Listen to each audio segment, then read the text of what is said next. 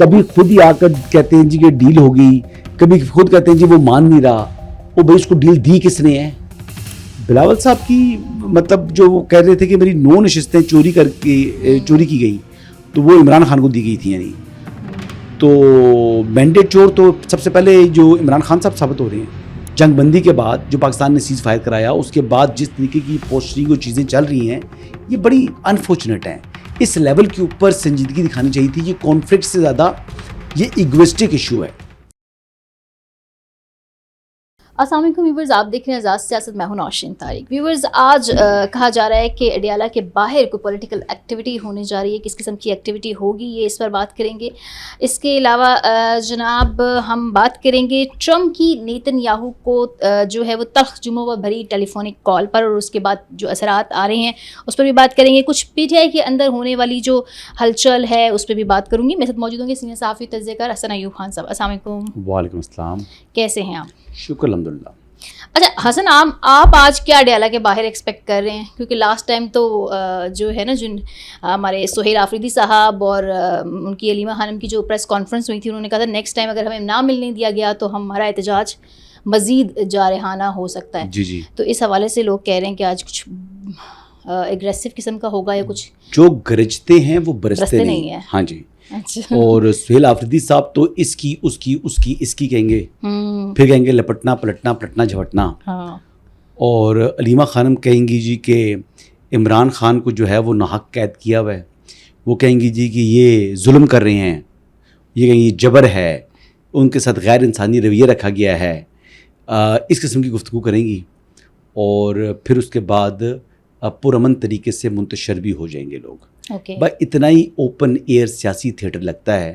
اب تو اس کی اتنی ایپیسوڈز آ چکی ہیں, جیسے ساس بھی کبھی بہو تھی, جس طرح ہوتا تھا زی ٹی وی پر آتا تھا, کس پر آتا تھا, ٹھیک ہے, یہ اسی طرح کا جو ہے نا ایک منورنجن ہے. یہ اسی قسم کی ایک جو ہے وہ ٹیلی کاسٹ ہوتی ہے, یہ ہر ہفتے ہوتی ہے. یہ ویک میں اس کی ایک قسط آتی ہے. تو کئی ایسے شائقین ہیں جو اس کا بے صبری سے انتظار کر رہے ہوتے ہیں, اور کئی میرے جیسے لوگ ہوتے ہیں جس نے ساس بھی کبھی بہو تھی, وہ کبھی ایک مرتبہ بھی نہیں دیکھا, ٹھیک ہے. تو یہ وہی حساب ہے. کچھ لوگ اس پہ انٹرسٹ دیتے ہیں, کچھ لوگ انٹرسٹ نہیں دیتے, لیکن انٹرٹینمنٹ یقینی طور پر ہوتی ہے, ملتی ہے, تجزیے بھی ہوتے ہیں, تبصرے بھی ہوتے ہیں, اور پھر سیاسی شعبدے بازی بھی ہوتی ہے, پھر آسکر وننگ پرفارمنسز ہوتی ہیں. اب وہ کون بڑا ایکٹر ہے, علیمہ خانم بڑی ایکٹریس ہیں یا سہیل آفریدی بڑے ایکٹر ہیں, یہ دیکھنا ہے. اب ایکٹنگ سکلز کا جو ہے نا یہ کمپٹیشن ہے. آج کل جو فیمیل لیڈ تو علیمہ خانم ہے, ٹھیک ہے. ان کے پیچھے جو ہے نا وہ جو میل لیڈ بھی اگر کوئی آپ کو بنے گا تو وہ ان سے پیچھے ہی ہوگا. یعنی یہ سٹوری جو ہے وہ علیمہ خانم سینٹرک ہے. ان کے آگے پیچھے چاہے ان کی بہنیں ہیں, چاہے کوئی کزن آ جاتا ہے, چاہے کوئی پارٹی ورکر آ جاتا ہے, چاہے وہ سلمان اکرم راجہ بن جاتا ہے. کبھی آج کل برا ہو گیا ہے, وہ پہلے اچھا تھا, ابھی وہ تھوڑا سا ناراض ہے, تھوڑا ڈسٹینس پہ. ابھی جو سہیل آفریدی صاحب ہیں وہ کبھی ماچو بننے کی کوشش کریں گے. لیکن میں کل بھی میں نے بات کی تھی کہ سہیل آفریدی کی آج کل صرف ایک ہی ترجیح ہے, اور وہ اولین ترجیح ایک ہے, وہ ہے کرسی بچاؤ مہم. جی اوکے. تو ابھی اس دفعہ وہ اپنی اس کے بعد آتا ہے یہ معاملہ. اس کے بعد جو سیکنڈ ان کی جو پرائورٹی ہے نا, وہ جو سوشل میڈیا ہے پاکستان تحریک انصاف کی, اس کے لیے ہفتہ وار آسکر وننگ پرفارمنس پیش کرنا. ہاں جی, اچھی ایکٹنگ کرتے ہیں. آج کریں گے ویسے, اچھی ایکٹنگ کرتے ہیں. پھر شفیع جان صاحب ان کے ساتھ موجود ہوتے ہیں. زیادہ سٹیٹمنٹ جو ہیں وہ شفیع جان کی آتی ہیں. ایک تو دیکھیں رمضان عید سے پہلے جو ہے وہ انہوں نے ایک فائنل اپنی کال دی تھی, لیکن اس سے پیچھے جائیں تو رمضان المبارک میں انہوں نے کہا تھا کہ یہ اب عمران خان کی آنکھ کا معاملہ ہے. اب جناب میں نے دھرنا دینا ہے, تو رمضان سے پہلے کی بات ہے. پھر انفیکٹ رمضان سے پہلے انہوں نے کہا جی اب ہم یہ جو آنکھ کا معاملہ ہو چکا ہے تو اب میں نہیں اٹھوں گا. پھر وہاں سے وہ اٹھے, پھر اٹھ کر آگے جناب سپریم کورٹ کے باہر, پھر انہوں نے کہا ہم یہاں پر احتجاج کریں گے. پھر وہ وہاں سے اٹھ کے چلے گئے. پھر رمضان آ گیا, پھر وہ کے پی ہاؤس تک وہ دھرنا پہنچ گیا تھا. پھر کے پی ہاؤس سے وہ ہنسی خوشی روانہ ہو گئے. پھر اب جو عید سے پہلے انہوں نے جو رات کو ایک شو لگایا تھا کشمیر ہائی وے کے اوپر 26 نمبر چنگی کے مقام پر, یاد ہے آپ کو, وہاں پر پھر میرے خیال مطابق ایک شل بھی نہیں چلا اور ہنسی خوشی منتشر ہو گئے. عید کی چھٹیوں میں ان کی محسن نقوی سے بھی ملاقات ہوئی تھی, اس کو بھی لوگ بڑا مثبت لے رہے تھے کہ ان کی ملاقاتیں ہو رہی ہیں, اس کے بعد ہو سکتا ہے کہ ان کی یہ جو خان صاحب کی ملاقاتوں کا سلسلہ بھی بحال ہو اور ان کے آنکھ کے مسئلے پہ بھی کچھ پیش رفت ہو. نہیں, لوگ تو یہ بھی کہہ رہے تھے کہ عید کے اوپر ملاقات ہوگی ان کی کسی سے. پہلے یہ بھی کہہ رہے تھے کہ عظمیٰ خان کی شاید ملاقات کرا دی جائے گی عید کے اوپر عمران خان سے. ہاں یہ بھی کہہ رہے تھے, یہ بات کہہ رہے تھے نا. تو ہوا کچھ نہیں, یہ خود ہی اپنی جو ہے نا وہ خبریں چھوڑتے ہیں, پھر خود ہی کہتے ہیں کہ بڑا ظلم ہو رہا ہے. کبھی سہیل آفریدی کی ملاقات تو کنفرم نہیں ہوتی, کبھی خود ہی آ کر کہتے ہیں جی کہ ڈیل ہوگی, کبھی خود کہتے ہیں جی وہ مان نہیں رہا. وہ بھائی اس کو ڈیل دی کس نے ہے؟ وہ ہے کون؟ ہی از اے کرمنل. کرمنل کو موجودہ جو سسٹم ہے وہ ڈیل نہیں آفر کر رہا. عمران خان کو ایک ڈیل آفر نہیں ہوئی, ایک ڈیل. کہتے ہیں وہ ڈٹ کے کھڑا ہے. وہ ڈٹ کے کھڑا ہے یا سیل کے اندر لیٹا ہوا ہے؟ کس نے جا کے دیکھا؟ کہاں سے ڈٹ کے کھڑا ہے؟ اب تو وہ علیمہ خانم وہ کہاں پر کہہ رہے ہیں کہ وہ کمپرومائز نہیں کر رہا؟ کس نے اس کو باہر بھیجنے کی بات کی آج تک؟ کس نے کی ہے؟ کوئی ایک بندہ سامنے آئے جی ہم نے یہ بات کی ہے. یہ تمام جھوٹ کی فیکٹریاں ہیں جو چل رہی ہیں اور لوگوں کے ویوز آ رہے ہیں. وہ ویوز کے چکر کے اندر یہ گفتگو کرتے ہیں, انہوں نے جاری رکھی ہوئی ہے تو لگے رہو منا بھائی, ہم کیا کہہ سکتے ہیں. اچھا, یہ پی ٹی آئی کے اندر جو یہ پارلیمانی ناراض اراکین والا معاملہ تھا, وہ اس پر جنید اکبر صاحب نے جو ہے وہ اسد کیسر کی سربراہی میں ایک 6 رکنی کمیٹی بھی بنا دی ہے جو ان کو منانے کا کام کرے گی. دوسری جانب لوگ یہ بھی کہہ رہے ہیں کہ سہیل آفریدی کی مینا خان بھی ہیں آئی گیس, جی آئی گیس, ہم ناٹ شیور. ٹھیک ہے. اور کچھ لوگ یہ بھی کہہ رہے ہیں کہ سہیل آفریدی کو لوگ جو ہیں واپس گھر بھیجنا چاہتے ہیں, اور لوگوں کا یہ کہنا ہے کہ اسد کیسر کے بھائی یا پھر عمر ایوب کی فیملی سے کوئی سی ایم کا زیادہ حقدار ہے. اس طرح کی بھی تھیوریز گردش کر رہی ہیں, جبکہ اسد خیر تو خود اس 6 رکنی کمیٹی کی سربراہی بھی کر رہے ہیں. دیکھیں, سیاست میں کوئی رحم نام کی چیز نہیں ہوتی. سیاست میں اگر کسی کو اسد کیسر صاحب کو آج اپرچونٹی ملے نا کہ ان کا بھائی چیف منسٹر بن رہا ہے تو وہ 1 منٹ نہیں لگائیں گے. کوئی لائلٹیز نہیں ہوتی. یہ صرف پاور پلے ہے.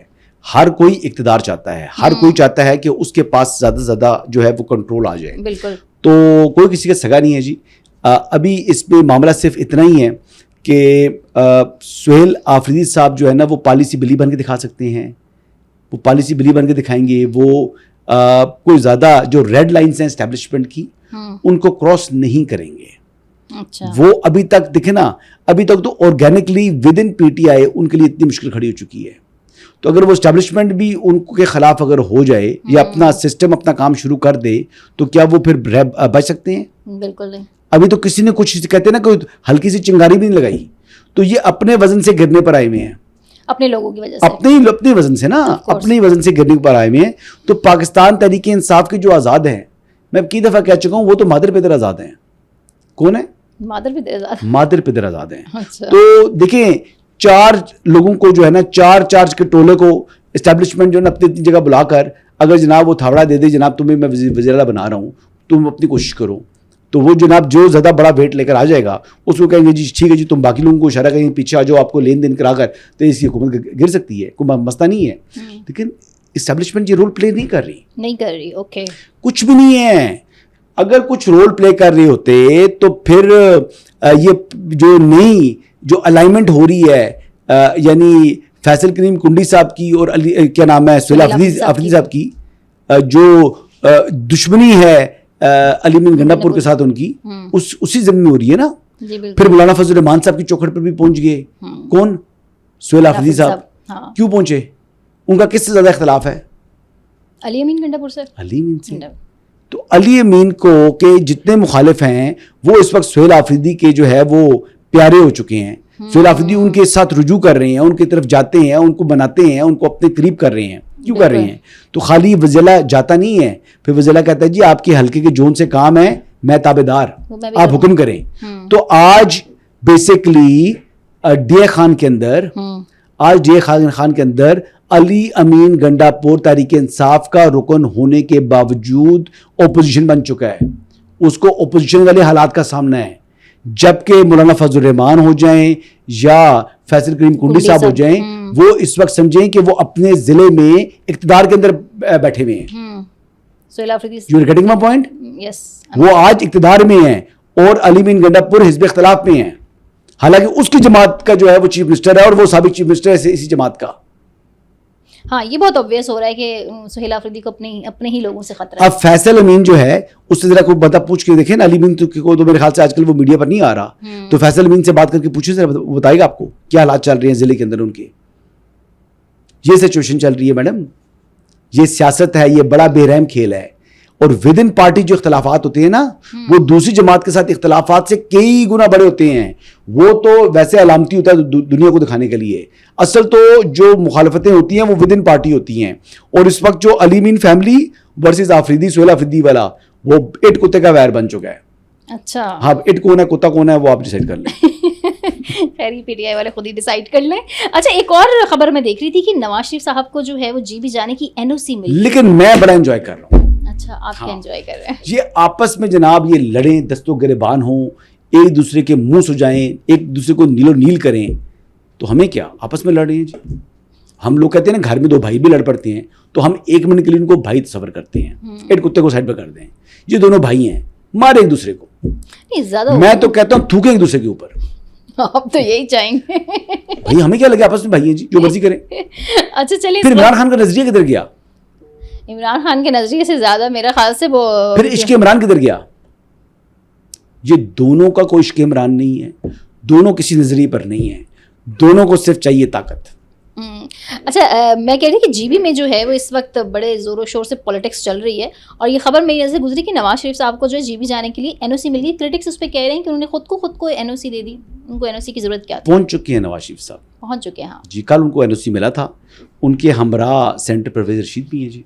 اوکے جی, اور اب وہ جو الیکشن کمپین ہے وہ وہاں پر وہ جلد سے جلوس کریں گے جی میاں صاحب. اور نواز شریف صاحب ویسے بھی آپ کو معلوم ہے کہ جو بھی الیکشن کمپین ہوتی ہے لیڈ تو وہی کرتے ہیں نا, تو وہ ایک MNA ہے, جیسے بلاول MNA ہے, لیکن وہ صرف الیکشن کیمپین کو لیڈ کرنے کی حد تک رول پلے کرتے ہیں, اس کے بعد تو پھر وہ کہیں نظر نہیں آتے. تو کیا ہیں, ان کی بیٹی نظر آ رہی ہے نا, ان کا چھوٹا بھائی نظر آ رہا ہے. آپ کو لگتا ہے جی بی میں نون لیگ کا پلڑا بھاری ہوگا ان کی یقینی طور پر؟ سعد رفیق صاحب پہلے وہاں پہنچے ہوئے ہیں. ہاں وہ تو پہلے سے ہی ہیں. تو امیر مقام صاحب بھی موجود ہیں, ان کے بھائی ڈاکٹر عباد جو کہ اپوزیشن لیڈر تھے وہ بھی گئے تھے. میں بلاول صاحب کی بھی تقریریں سن رہی تھی نا. ہاں, بلاول صاحب نے کل تقریر کی ہے جی. بلاول صاحب کی تقریر میں نے سنی ہے. بلاول صاحب کی مطلب جو وہ کہہ رہے تھے کہ میری 9 نشستیں چوری کی گئیں, تو وہ عمران خان کو دی گئی تھی. یعنی تو مینڈیٹ چور تو سب سے پہلے جو عمران خان صاحب ثابت ہو رہے ہیں بقول بلاول صاحب کے. اچھا خیر, وہ بھی کہہ رہے تھے کہ فارم 45 کا بندوبست کریں, تو 47 کا میں کر دوں گا. تو 45 کا بندوبست تو 45 کے اوپر ہی 47 بنتا ہے نا, پتہ آپ کو. فارم 45 کمپائل ہوتے ہیں تو ان پر فارم 47 بنتا ہے. تو فارم 47 تو ہر ایک کو چاہیے, کہتے ہیں یہ فارم 47 والے ہیں. فارم 47 تو ہر ایک MNA, ہر ایک MP فارم 47 والا ہے. چلے دیکھتے ہیں کون وہاں سے مارکا مارتا ہے. دیکھیں وہاں پر مقابلہ ہے, بڑی سخت تقریر ہوں گی جی ایک دوسرے کے خلاف. نواز شریف صاحب تو ایسی تقریر نہیں کرتے, وہ تو اپنی تعمیر و ترقی کی بات کرتے ہیں. بلاول صاحب ان کو بیسکلی یقینی طور پر پوائنٹ سکورنگ کریں گے. پچھلی بھی 2024 کے جو الیکشن تھے, فروری 2024 کے الیکشن سے پہلے بلاول نے خاص سے زیادہ جو ہے وہ تنقید کی تھی میاں صاحب کے اوپر, محمد نواز شریف صاحب کے اوپر. لیکن یہ اس کو برا نہیں منایا جاتا, یہ سیاست کے اندر یہ تقریر کی جاتی ہیں, یہ دشمنی نہیں ہے, یہ سیاست ہے. جو علی امین کی اور سہیل آفریدی کی وہ دشمنی ہے, وہ سیاست نہیں ہے. وہ ہو سکتا ہے وہ بھی سیاست ہی ہو. نو, وہ سیاست نہیں ہے, وہ معاملہ بڑا سیریس ہے. آئی ایم ٹیلنگ یو, معاملہ خاصا سیریس ہے. لیکن ایک فرق ہے, سہیل آفریدی جتنا ان کا کنجوس آدمی ہے نا, وہ خرچہ نہیں کرتے, اتنا ہی کھلے دل کا آدمی ہے علی امین گنڈا پور. نواب ہے نا پیچھے سے, مطلب بڑا جو ہے وہ لینڈ لارڈ ہے, بڑی زمین ہے ان کی, بڑے مطلب ہوسٹ بھی کرتا ہے بہت سی چیزوں کو. ایون اپوزیشن میں جب عمران خان صاحب تھے, جب وہ انہوں نے وزیرستان مارچ کی تھی, یاد آپ کو, جب وہ ڈرون حملوں کے خلاف انٹرنیشنل میڈیا کو لے گئے تھے, تو اس کو بھی ہوسٹ علی امین گنڈا پور نے کیا تھا. پریویلیج انسان ہے وہ تو. علی امین گنڈا پور جو ہے نا وہ اپنے جیب خاص کو ہلکا کرتے رہتے ہیں, وہ پیسے دیتا رہتا ہے, لگاتا رہتا ہے, خرچہ کرتا ہے. کماتے بھی تو اسی حساب سے ہیں. وہ تو خیر دھڑیاں لگائی ہوں گی جی یقینی طور پر, اچھی خاصی لوگ تو کوئی 50 ارب کی بات کر رہا تھا کہ 50 ارب روپیہ بنایا ہے. لیکن عمران خان صاحب کے تمام مقدمات کے جو پیسے ہیں وہ علی امین نے پے کیے ہیں. کیا علی امین نے عمران خان کا ادھار دینا تھا, یا عمران خان اپنے اوپر جو اپنے مقدمات کا جو خرچہ ہے وہ اپنی جیب سے نہیں کر سکتے, 1 کانسٹیٹیوشن میں فلیٹ لے سکتے ہیں, یا منگتے ہیں عمران خان صاحب؟ یا وہ کہتے ہیں کہ اتنے غریب ہیں کہ ان کو زکوٰۃ لگتی ہے. شوکت خان کے لیے تو زکوٰۃ لیتے تھے, چلو ٹھیک ہے, اپنی ذات کے لیے بھی لیتے ہیں, اپنے مقدمات کے لیے لے رہے ہیں.